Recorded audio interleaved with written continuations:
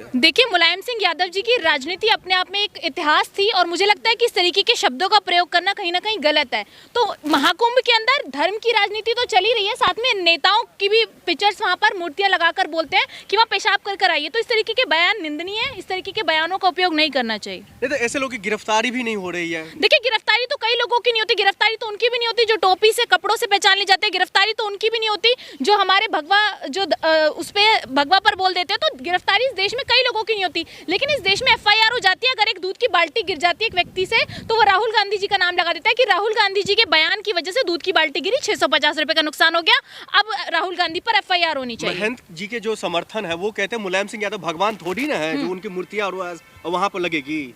देखिए, मुलायम सिंह यादव जी भगवान नहीं है और मुझे लगता है कि महाकुंभ आस्था का प्रतीक है। करोड़ों देवी देवताओं को पूछकर वहाँ जो लोग इतनी आस्था से आए हुए हैं, तपस्या कर आए हुए हैं, वो सारे साधु वहाँ बैठे हुए हैं। तो मुझे लगता है कि उनकी तपस्या पर सवाल है, क्योंकि नेताओं की वहाँ पर मूर्ति लगने का कोई मतलब नहीं है। वो देवी देवताओं का स्थान है, वहाँ नेताओं की कोई जरूरत नहीं है। दूसरी तरफ आप देखिएगा कि योगी जी अपनी पूरी कैबिनेट के साथ वहाँ पर मीटिंग कर रहे हैं। तो आपको लगता है कि योगी जी जिनको कैबिनेट की मीटिंग करने की जगह नहीं मिल रही पूरे देश के अंदर, क्योंकि महाकुंभ के अंदर उनको कैबिनेट मीटिंग करनी है, क्योंकि दिल्ली में इलेक्शन है, क्योंकि लोकसभा में उन लोगों को देवी देवताओं पर बात करनी थी, क्योंकि लोकसभा में इलेक्शन थे। इसलिए दिल्ली के इलेक्शन पर प्रभाव डालने के लिए पहले योगी जी कुंभ गए और फिर कुंभ से आने के बाद दिल्ली के चुनावों में आकर रैलियां कर रहे हैं। तो क्या इस रिश्ते को समझा जाए जिस तरीके से लगातार योगी जी वहां से यहाँ का सफर तय कर रहे हैं और लोगों को बेवकूफ बनाने की बड़ी चाल चल रहे हैं। पहले धर्म पर राजनीति करते थे, अब राजनीति और धर्म को साथ लेकर चल रहे हैं। ये तो काम आप लोग कर रही है ना।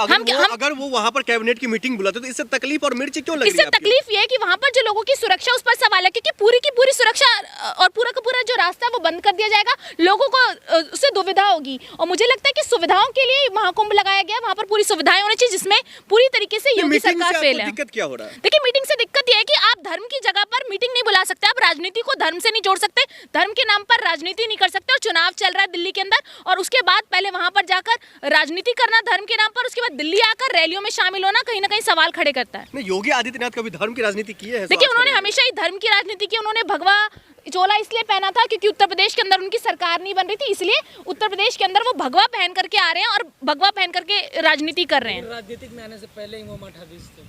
देखिए, थे तो उनको तपस्या करनी चाहिए थी, तपस्या क्यों नहीं की? आप ये देखिए कि साधु संत जो भगवा पहनते हैं, अगर वो राजनीति में आ जाए, कल को वो बॉलीवुड में आ जाए, तो क्या बॉलीवुड उसे एक्सेप्ट करेगा? नहीं करेगा ना। आपत्ति ये है कि आप भगवा पहन के धर्म की राजनीति करें, आपत्ति ये है।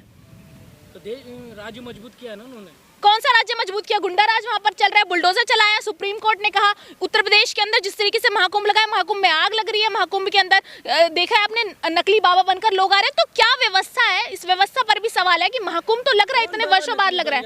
IIT बाबा की बात कीजिए, तमाम वीडियोस बिल्कुल नकली बाबा है। तर्क ये है कि उन्होंने IIT करी, उनको पैकेज मिल रहा था, उसके बाद उन्होंने सोचा कि साधु संत बनकर जनता को लूट कर, क्योंकि सब लूट रहे हैं, उन्हें पता है कि धर्म के नाम पर पैसे लूटने के लिए वो आए थे। क्यों आए होंगे? तपस्या कर रहे आए होंगे महाकुंभ के अंदर? नहीं, वो सबको पता है कि आज धर्म के नाम पर लोग पैसे देते हैं, धर्म के नाम पर लोगों को बेवकूफ बनाया जा रहा है। तो उन्होंने भी वो चोला धारण कर लिया, भगवा वस्त्र धारण कर लिए। ले रहे हैं वो IIT बाबा, बिल्कुल चंदा ले रहे होंगे, बिल्कुल चंदा ले रहे होंगे। क्यों बैठे थे वहाँ पर? क्यों बैठे थे? मैं तर्क के साथ बोल रही हूँ। बिल्कुल इस विषय का तर्क है, क्योंकि कोई भी व्यक्ति इतने लाख का पैकेज छोड़कर अगर भगवा वस्त्र में बैठ रहा है, तो भगवा से उसका कोई ना कोई वो उसको प्रॉफिट हो रहा होगा। महाकुंभ में आप की ओर गए। देखिए, विज्ञान को छोड़ने की जरूरत नहीं थी। अगर आध्यात्म को जानना ही था तो पहले अध्यात्म को जान लेते, फिर महाकुंभ जाते। अध्यात्म को जानने का कोई मकसद नहीं था। उन्हें लगा कि महाकुंभ में करोड़ों श्रद्धालु होंगे, करोड़ों लोग होंगे, पैसे कमा लूंगा, किसी न किसी को बेवकूफ बना लूंगा। जूना अखाड़ा को जब पता चला तो उन्होंने उनको वहां से भगा दिया, और मुझे लगता है बहुत अच्छा फैसला। महाकुंभ में आप लोग सिक्योरिटी की बात करते हैं, सुरक्षा की बात करते हैं। देखिए, मोनालिसा को भी सुरक्षा मिल गया। देखिए, मोनालिसा को ना भगाते भी तो वही लोग हैं जिनको रोजगार नहीं देना होता। वो बेटी जब रोजगार मांगने के लिए बैठती है तो उसको भगा देते हैं। तो ये भगाने का भी काम करते हैं, उसका सुरक्षा भी देते हैं, दो तरफा खेलते हैं। इनको बस माहौल बनाना है ऐसा कि पहले तो किसी को भगाओ और फिर उसके बाद उसको सिक्योरिटी दे दो।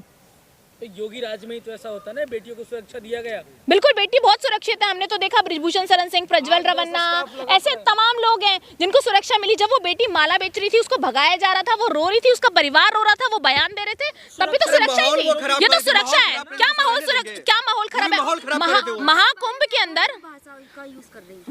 बाबाओं के बारे में अभद्र भाषा का यूज नहीं कर रही थी। वो जब माला बेच रही थी तो आसपास के लोग उस पर प्रश्न चिन्ह उठा रहे थे, क्योंकि वहां पर लोगों की भीड़ इकट्ठी थी, माला के लिए इकट्ठी थी। अब देखिए कुछ लोग आप कह रहे हैं ना वो श्रद्धालुओं की जगह थी, वहां पर श्रद्धा से लोग आए हुए थे, लेकिन कुछ लोग ऐसे थे जो उसको देखने भी जा रहे होंगे। तो सोचिए लोगों की मानसिकता पर सवाल है। उस बेटी की क्या गलती? अगर लोग भीड़ लगा रहे हैं, उससे 20 की माला 100 रुपए में खरीद लो, तो उस बेटी की क्या गलती? वो तो वहां माला ही बेच रही थी ना। अब उन लोगों की मानसिकता पर सवाल नहीं उठाकर उस बेटी को वहां से भगा दिया, उसका तो रोजगार खत्म। लोगों की गलती से बेटी का रोजगार छीन लेना कहाँ तक सही है? लेकिन IIT वाले बाबा जो है वो भविष्यवाणी कर रहे हैं, कह रहे हैं अगले प्रधानमंत्री योगी आदित्यनाथ होंगे। देखिए धीरेन्द्र शास्त्री जी भी भविष्यवाणी करते हैं। अब ये IITian बाबा, आप विज्ञान को पढ़िए तो भी भविष्यवाणी कीजिए, और आप अगर अध्यात्म में जाएंगे तो भी भविष्यवाणी कीजिए। तो सब भविष्यवाणी करते रहते हैं। भविष्यवाणी तो ये भी करी थी कि योगी जी बहुत अच्छे से जीत रहे हैं, उत्तर प्रदेश योगी जी के हाथ से कभी नहीं जाएगा, अगले PM हो सकते हैं। तो योगी जी की भी कोई वर्चस्व नहीं रहा, अपना स्टेट बच नहीं रहा। आकर दिल्ली में रैलियां कर रहे हैं, 3-3 आज योगी जी दिल्ली आकर रैलियां कर रहे हैं। सोचिए फर्क कैसे नहीं पड़ेगा। ये महाकुंभ जाते हैं, धर्म की जगह पर जाकर स्नान करते हैं। अब देखिए, अब जब लोकसभा के चुनाव थे तब केदारनाथ से बैठकर नरेंद्र मोदी जी लाइव आ रहे थे। अब आज की डेट में यहाँ पर कुंभ का जो ये लगा हुआ है महाकुंभ, 5 तारीख को जब वोटिंग होगी तो नरेंद्र मोदी जी डुबकी लगा रहे होंगे महाकुंभ में। तो ये राजनीति के लिए कुंभ में डुबकी लगाते हैं, राजनीति के लिए केदारनाथ चले जाते हैं। इनको पता नहीं इलेक्शन कमीशन इन पर कोई एक्शन नहीं लेता।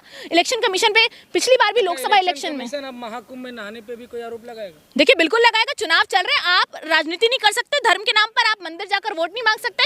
महाकुंभ में योगी जी का कैबिनेट्स को लेकर जाना साफ सवाल खड़े करता है। अगर योगी जी अकेले जाते तो ठीक है, राजनीति नहीं होती, ये व्यक्तिगत मामला नहीं हो सकता, क्योंकि देश में चुनाव चल रहा है, दिल्ली में चुनाव चल रहा है। ये इसलिए गए, उसके बाद तुरंत अगले दिन देखिए रैली करने आ गए दिल्ली में। तो साफ पता है कि कुंभ में जाकर बीजेपी के नेता नहाएंगे। देखिए कल योगी जी भी गए थे।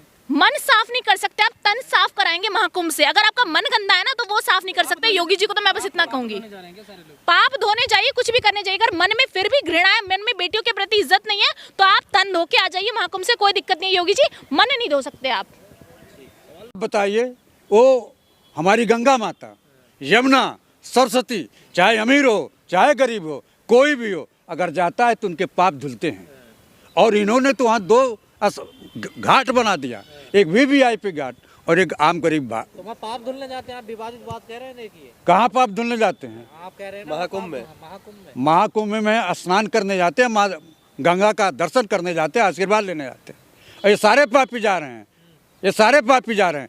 पाप धुलते धुलते गंगा हमारी खुद मैली हो जा रही है। एक साधु संत जा रहे हैं और आप उनको पापी कह रहे हैं। आप बताओ, पहले कैसा होता था? कोई प्रचार नहीं होता था। जितना गंगा जी के स्नान करने की तारीफ होनी चाहिए, उतना तो मोदी और योगी का करोड़ों रुपया प्रचार में खर्च हो गया। मोदी जी भी जा रहे हैं डुबकी लगाने, तो पाप अपना धोने जा रहे हैं, क्योंकि गौकसी का करने वालों से पैसा लिया 250 करोड़ रुपया।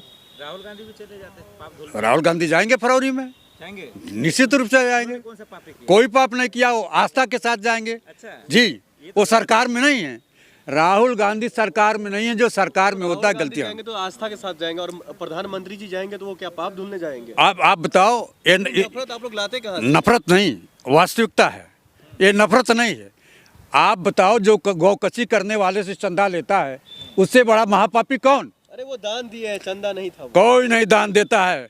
आपको क्यों नहीं दान मिलता है? हमको क्यों दान नहीं मिलता है? वो दान ही नहीं, दान लेने नहीं जाते हैं। ये बताइए, राहुल गांधी जाएंगे महाकुंभ? निश्चित रूप से जाएंगे, वो भी जाएंगे और प्रियंका गांधी भी जाएंगे। क्या लेके आएंगे आशीर्वाद? आशीर्वाद, गंगा माता आशीर्वाद दे। आशीर्वाद का कोई मोल नहीं होता, आशीर्वाद का कोई दाम नहीं होता। दिल्ली जरूर जीतेंगे हम, बीजेपी और आप, हाफ कांग्रेस जीतेगी।